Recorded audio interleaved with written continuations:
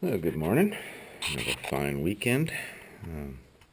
Been working on my cabinet a little, and I was gonna film it, and I did it again. I didn't even have the camera out this time, so I'll just show you how I'm doing this.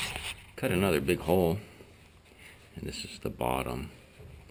And I've been bending. See the original sheet metal? I just cut it in here, and cut stitches with the plasma cutter where I want to bend it. That way I don't take any fancy tools. I just bend it, and then bend it on the stitches, and that works pretty good. It gives you a pretty straight bend. Yeah, and then I did the same thing with the other piece of sheet metal, the filler, and put bends in it to go around. Let's see if I can. Yeah, I don't know if you can see that, but I put this lip in there, and it just holds this, and then I drilled and pop riveted the back panel. Now see, this cabinet, this box here, there's still openings where wires and stuff can be run, and I'll figure out some strain relief for all the wires. And I just wanted it so I could still use the cabinet without the power supply being right there in the open. And mains power runs to this little block. So I did a pretty decent job of protecting that, and still let airflow. You still need airflow when the fan comes on and cools everything. So I didn't want to make it too tight, too sealed up, but I think this is going to work good. And then like this back piece, that was a skin off an old refrigerator I took. I can't remember where I had the old refrigerator, or found the old refrigerator, but I saved some of that nice thick sheet metal. I got a little more there. I should have enough to make the other boxes anyway.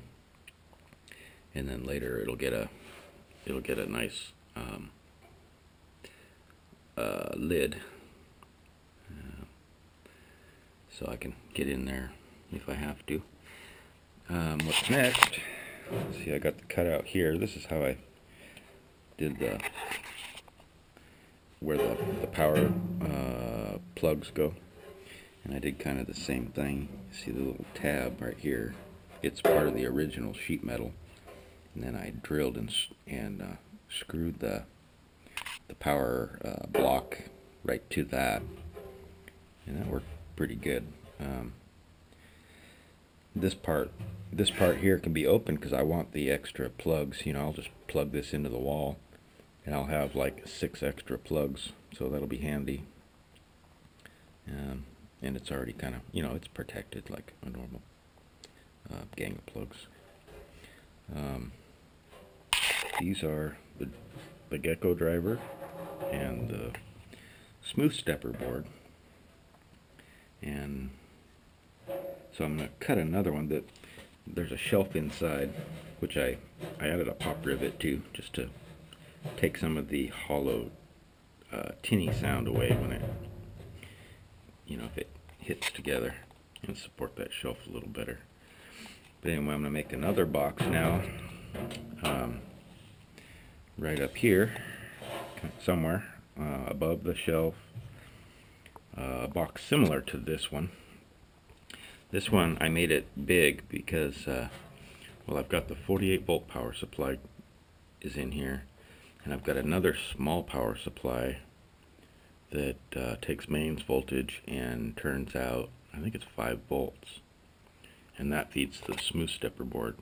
So I'll put that in here, and I have plenty of room if I want to add like relays, say a pump that I want to turn on with the computer. Well, it'll take the mains voltage, go through a relay, and I'll run a wire up to the driver board, which the pins are here on the bottom, and they're not marked very well. So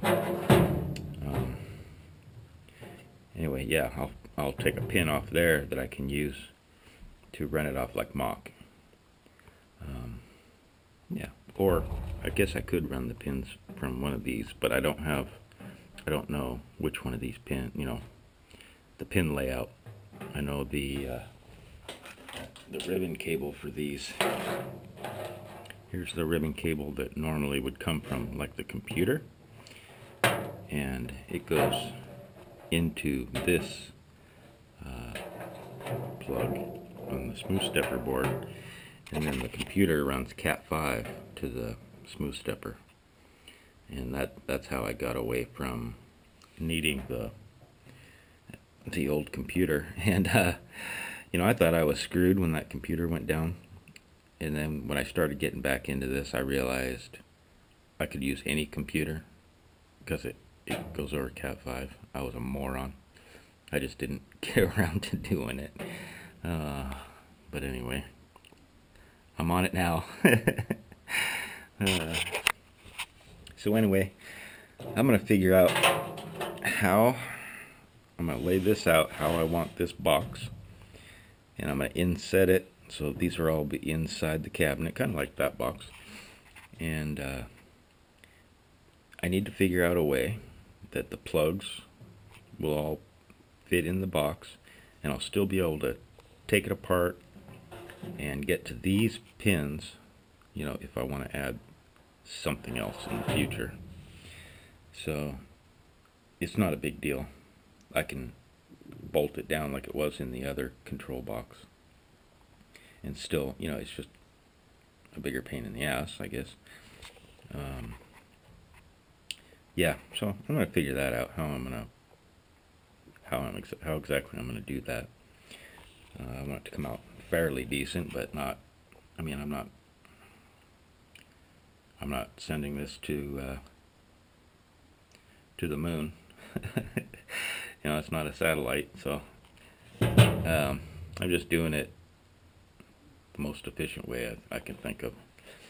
But yeah, so I'll get it laid out, and I'll start the camera, and I'll probably put it on just a really fast playback time, and show you how I do it. Okay.